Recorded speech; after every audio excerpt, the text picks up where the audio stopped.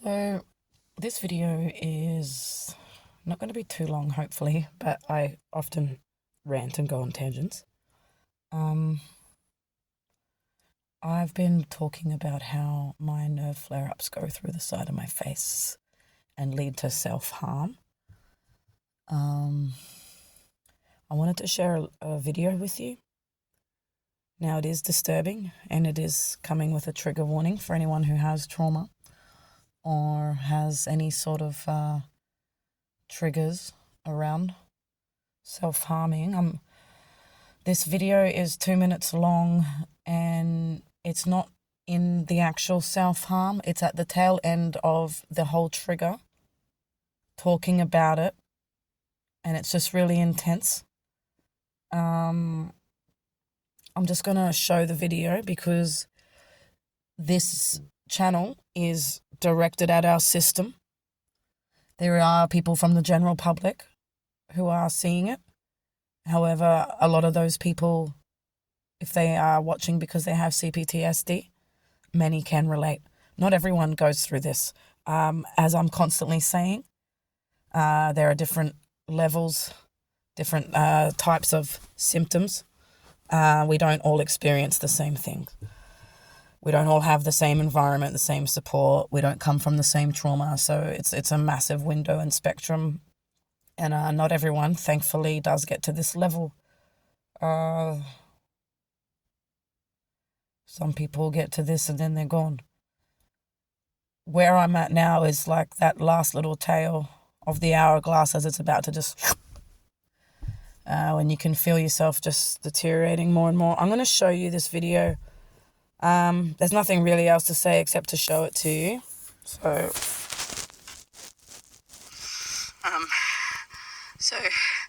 I've mentioned how when there's a nerve flare up and it burns, that the only way is to hit it out. I don't know what it means, but I'm just in the tail end of one where it's been ripping through the side of my head, and I'm going to show you what I had to do to be able to calm it down so that I could actually find my phone. Because when it was happening, I couldn't see it, I didn't know, and I couldn't find my phone. But I'm going to show you what we have to do to get out of it. What I've had to resort to, because I can't get help for this problem that is taking my fucking life from me. I'm going to show you how I have to get the pain out of my head. How I have to get the pain out of my fucking head. That's what I have to do, because it burns. It burns so fucking much.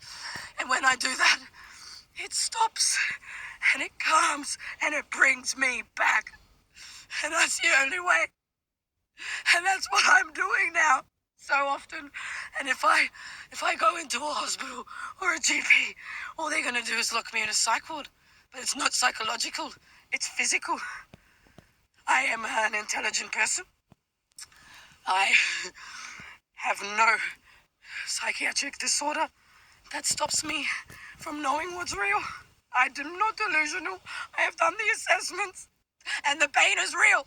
So to everyone who wants to say that C-PTSD, people are delusional from trauma, I swear to God, when I die from this, because of you, I will haunt you.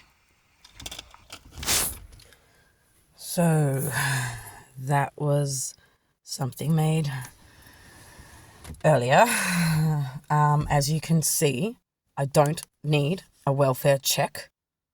I don't need anyone near me at all. That's what happens from people, because I can't deal with the stimulation. It got to that level because I don't know if anyone has been following, but a few days ago I got majorly triggered and said I'm going to have to sit this one out for a few days. I sat it out for 2, but I had to go out. Like, I'll never drive if I can't. Same if if you've got gastro or you've got the flu and you just need bed rest because you're fucked, you know not to drive. It's like that with this. Like, I'm not going to drive if I've had a medical day, or a trigger. So I needed to drive. So I got to day 3, which was today, and I was like, I had things to do.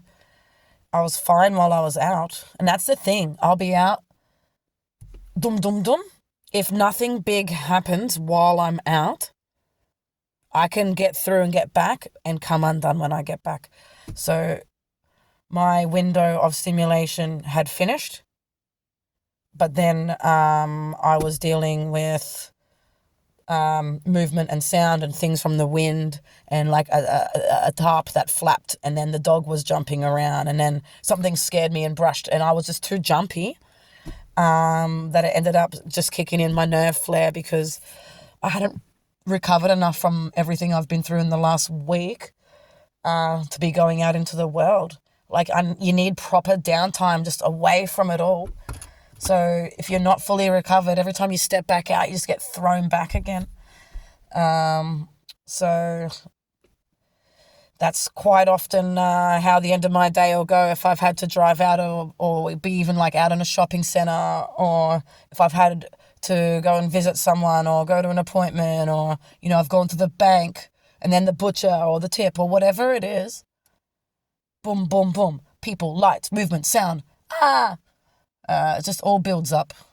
So, and that's what's been happening to me for like, I don't know.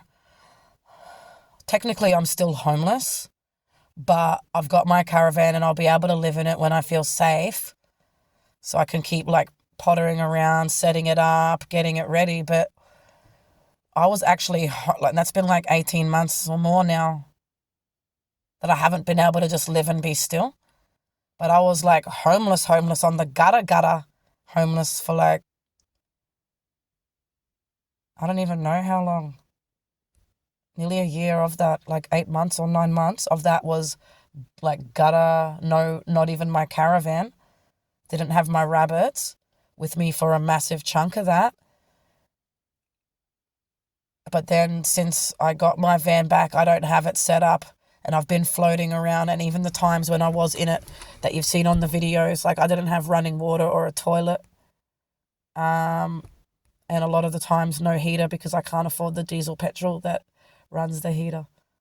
So, like, it's weird to know that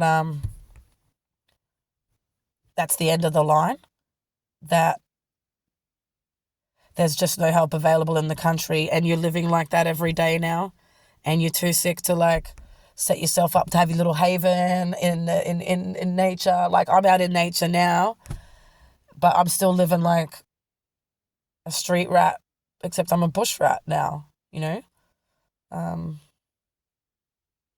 It's not normal living. It's like a savage, but you can't live in society and you've got no money. So it's like be a bush rat or a street rat. And I'd rather be a bush rat. But this burning is going to take me if my bowels don't. Unless my brain taps out and I have an accident. Like, I don't know if I've mentioned it before, but I've set myself on fire. I filled the car up while it's still running. Like, I've gotten myself into really like dementia-like situations. And there's only so much one system can take that. Have you ever heard of this Asian robot called the Can't Help Myself robot? It's this robot. I can't remember where it was. I thought it was Japan, but I think the name, looking at it, looks like pinyin, so it may be Chinese. They have this robot that was made, and it had this red ink, or it might have been like injector fluid in it or something, and this robot was in this glass room on this like desk, and it's literally just like dancing, and everyone, all they do is like come and look at it and like, wow, look at this robot, and just take photos of it. Dance, robot, dance. And then over time, like years, it was there, and it was just like this dancing robot, like, who was like just entertaining everyone. And then the objective was that it wouldn't let the fluid come out. But over time, that robot wore down, because as machines do, they wear down, right? And the fluid started to leak. But it's like the robot. Hello, darling. Sorry, my dog's wanting my attention. It's like the robot knew that if all that injector fluid or whatever it was, I don't know what the fluid is, I might have just made up injector fluid, if it all came out, that it would die, like it would no longer be able to continue. And you could actually see this machine start to panic and freak out and try to like clean and get like keep the ink in, like the fluid in. And then when it couldn't keep it in and it was all out, it was trying to like not let it spill and go out further. And then it just like spazzed out, man. And then it just died. And because it wasn't dancing anymore, they just left it there and they just walked away. Sound familiar? So if you are feeling like a little scroll on YouTube, look up the Can't Help Myself robot. It's very interesting. Look up the robot, but then look up the one of when it died. Watching it, the way it spaz out, you actually can feel emotion from a robot. But the difference is, guys, I'm not a robot, and neither are the other people down here who are suffering as much as I am and more. There are people suffering more than I am. And we can't help ourselves either. So I'm just going to keep flapping around until I spaz out. And you all walk away. Hang on a sec. You're not there to walk away.